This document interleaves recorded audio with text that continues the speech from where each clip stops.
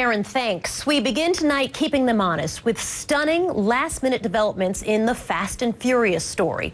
Just hours away from tomorrow's House vote on whether to cite Attorney General Eric Holder for contempt of Congress, a heavily researched story suggests that the scandal at the center of tomorrow's vote may not have been a scandal at all, or at least not the scandal we've been led to believe it is. Here's what we thought we knew about the ATF operation known as Fast and Furious. So-called straw buyers for Mexican drug cartels were allowed to buy guns in the Southwest. Then those guns, thousands of them, were allowed to walk or be smuggled into Mexico with an eye toward tracing their way through the cartels. Instead, as we, the House Oversight Committee, and other news organizations were led to believe, the ATF lost track of those weapons. Some made it back into the country. 2 were found at the scene where border agent Brian Terry was gunned down. That was the story as we and nearly everyone thought we knew. Now, tonight, though, after 6 months of reporting, Fortune magazine's Katherine Eban reveals a very different Fast and Furious. The bottom line, letting guns walk was not, I repeat, not part of the plan. She writes, 5 law enforcement agents directly involved in Fast and Furious tell Fortune that the ATF had no such tactic. She goes on to say they insist they never purposefully allowed guns to be illegally trafficked. Just the opposite. They say they seized weapons whenever they could, but were hamstrung by prosecutors and weak laws, which stymied them at every turn. The House Oversight Committee is slamming the story. We're going to get to that in just a moment. However, Committee Chairman Darrell Issa declined to come on this program to elaborate. Committee member Tom Mica is going to join us in just a little bit. Fortune contributor Katherine Eban joins us now. It's nice to see you. The premise of your article is that there was no gun walking in Fast and Furious, which completely contradicts really the central argument that we've seen in the political sphere now for months. That's right. After 6 months of investigation, what became clear to me is that the things that Congress was holding up as centerpieces of proof that guns had been walked were in fact misconstrued, incorrect, resulted from other motives, other reasons, that there were alternate explanations, and that really this was a case of cherry picking of, small phrases, sentences, without any of the context, really, that you need in order to understand what actually happened in Phoenix Group 7. So why, back in November of 2011, would the Attorney General, Eric Holder, say that, in fact, the tactic happened and it was unacceptable? Let me play a little bit. Instance of so-called gun walking is simply unacceptable. Regrettably, this tactic was used as part of Fast and Furious, which was launched to combat gun trafficking and violence on our southwest border. It's that very testimony that many people, of course, have, connected to and said he's admitting gun walking in Fast and Furious. In fact, that what he's saying there under oath completely contradicts what's in your article. Right. Well, this is where we get to a very murky place, because the letter that the Justice Department ended up retracting was a letter which said ATF always attempts to interdict weapons. Well, that wasn't the case in the John Dodson investigation. So the always was the issue there. So they retracted the letter. In my article, I do say it appears that the Obama administration has basically caved or laid down on the railroad tracks in order to hold it at bay. Let's not let it come up and get the political appointees. Let's hold it down in Phoenix. Republican lawmakers have been attacking the ATF for not seizing enough weapons, which, when you look at, as you described, the sort of weak possibility for prosecution, has tremendous irony.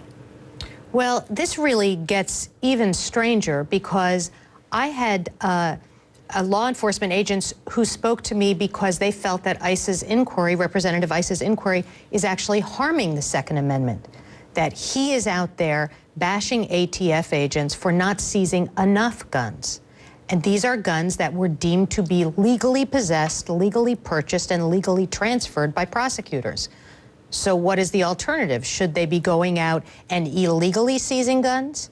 And this was a clash and a conflict that occurred repeatedly between the agents and the prosecutors. You end your article with a look at who really was part of Fast and Furious, the Sinaloa cartel, and Mexican nationals using their money to sort of purchase those guns ultimately were traced, you say, back to the FBI. That's right. They were being funded by the FBI. They were being paid by the FBI. That's right. I mean, this is under the theory that there is nothing about this case that went as planned or expected, but their top 2 targets did turn out to be on the FBI payroll. Why has no one from the Department of Justice said, in Fast and Furious, there was no gun walking, excuse me. Why has no one from the Department of Justice said, in Fast and Furious, there was no gun walking? Period. End of story. That's what your article says, but they have not said that. Why not? I don't know exactly why. One sense is that, you know, when this scandal first broke and Congress made these allegations, the Justice Department went to all their political folks to ask what happened. They never went to Dave Voth, the group supervisor, and said, sit us down and tell us exactly what happened. In fact, he was never even questioned in any detail by ATF, and to this day has not been. So there's a sense that the Justice Department immediately wanted to deal with the potential political repercussions without necessarily grappling with the substantive question of what actually happened.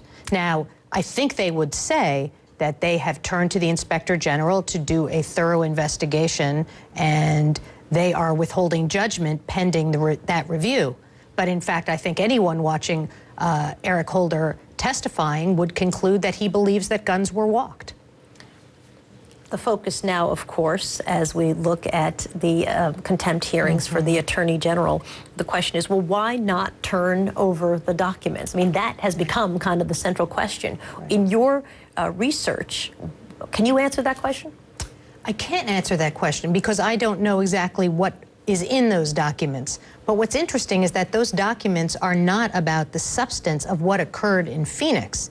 Those documents are about the internal deliberations within the Justice Department about how to respond to the congressional inquiry.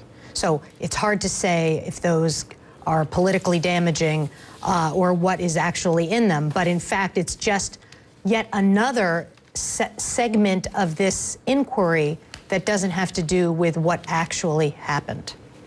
We have a statement from the Oversight Committee that weighed in on what they think of your article, and I don't know if you've had a chance to see this yet. I think I have. Here's what they say. Fortune's story is a fantasy, made up almost entirely from the accounts of individuals involved in the reckless tactics that took place in Operation Fast and Furious. It contains factual errors, including the false statement that Chairman Issa has called for Attorney General Holder's resignation, and multiple distortions. It hides critical information from readers, including a report in the Wall Street Journal indicating that its primary sources may be facing criminal charges. Congressional staff gave Fortune magazine numerous examples of false statements made by the story's primary source, and the magazine did not dispute this information. It did not, however, explain this material to its readers. Let's walk through some of this. They say it's a fantasy. It's made up of accounts of people who were involved in the recklessness that was Fast and Furious. You know, that's certainly their claim. They've been repeating it for a year. Many of the things they brought to my attention are things that have already been reported by others. What I was trying to do is put aside everything that has been written so far about this, claimed on television, and just say what did actually happen using sources whose veracity I had to weigh carefully, all the documents that I was able to obtain, and to just take a sober look at what actually occurred. So some of the things that they brought to my attention ultimately are not in the article because we felt that they were not germane, or they were not true, or they were not necessarily relevant. And we should note that earlier this month, Chairman Issa told Fox News that the Attorney General needs to either, quote, lead or resign. So that would seem to be an error as well. Thank you for talking with us, Katherine Eban. Thank you. Nice to have you. Okay, it's a thank you. It's a fascinating pleasure. article. It's called The Truth About the Fast and Furious Scandal. Appreciate your time. Thank you. And a quick reminder, you can read Katherine's entire report at cnnmoney.com. With us now from Washington, D.C. is Republican Congressman John Mica of the House Committee on Oversight and Government Reform. Nice to see you, sir. Thank you for your time. Good to be with you. I know you've had a chance to read this article. I haven't had a chance to read the article. Oh, well, forgive me. Well, sometimes I try not to read too much fiction or novels. Well, we'll see how much fiction it is. She is standing certainly by her story. I know you had a chance to listen to the interview that we just did. She says that there are 5 people in the ATF who are involved in this, in what was happening in Phoenix, who say there was no policy of gun walking. It did not happen. Well, first of all, you just showed a clip of the Attorney General saying that gun walking happened. Quite frankly, I'm a member of the investigative committee, one of the senior members of the panel. I don't take our investigative facts and information from a magazine or some article. All we're interested in and all we're responsible for doing is finding out who did what, getting the pertinent documents. This is an investigative arm of the House of Representatives. There is no reason why we should be denied the documents to get to the truth of this. We're not, you know, this isn't some, we're going to make up fantasy stories or take parts of information from some writer. This is a serious investigation. Let's go back to what the writer is saying. Let's go back to what the writer is saying, where she's saying this is not her opinion. She's saying there are 5 people who were I don't care if they're 5. I don't care if they're 10 or 20. Who are first ATF, of all, who say it didn't happen. You don't care about what they're saying?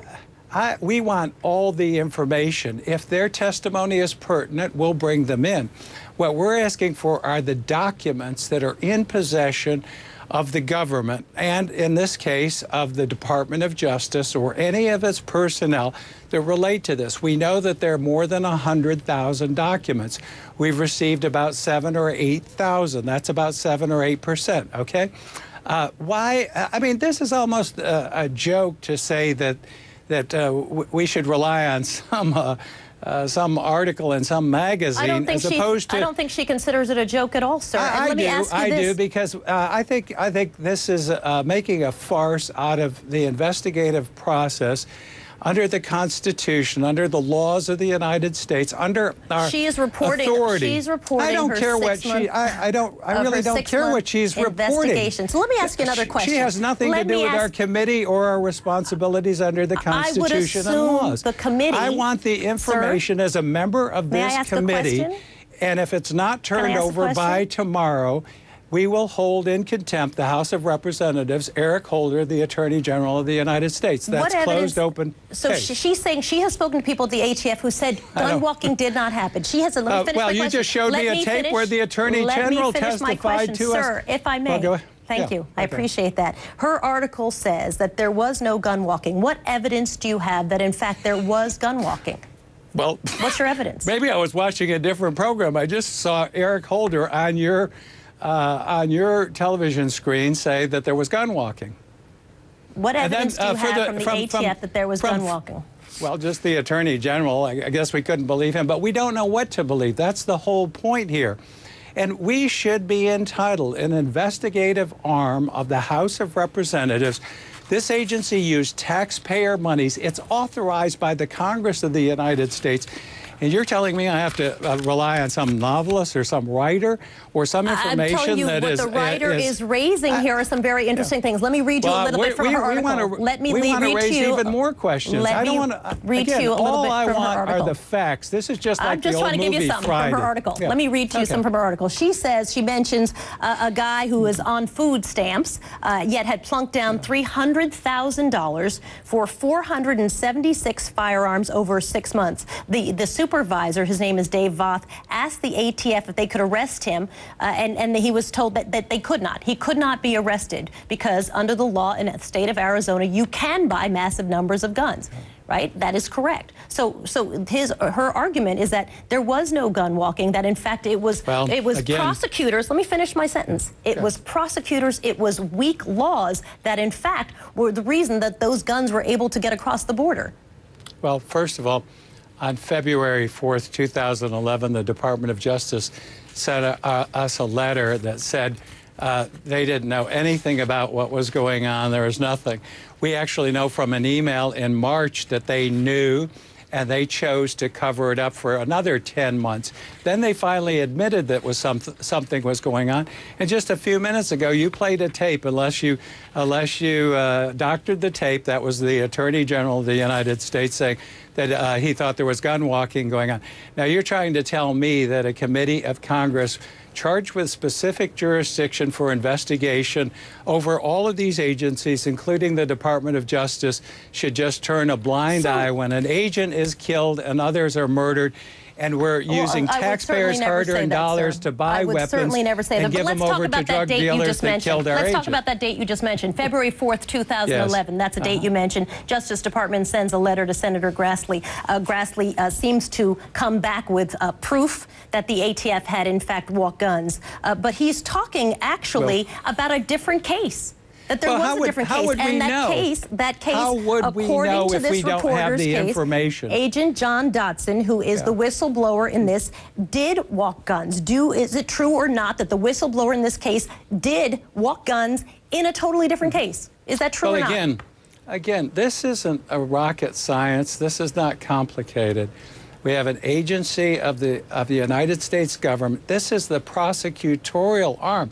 This is the Department of Justice buying weapons, we believe, because we don't know, because we don't have the facts, and they won't give us the information. I mean, this is so indefensible. But that's a yes it's or beyond no question, comprehension. sir. If it's if it's not Fast and Furious, and the guy, you're investigating it. This reporter's been doing it for 6 months. How do we even separate the facts when you don't have the information and they try to keep the evidence from you? This reporter has been investigating it for 6 months, and you would be the... I don't give a hill of beans about that reporter. And you've been investigating it as well. We have investigative staff who are charged by law, and this committee, under the Constitution of the United States, has a responsibility.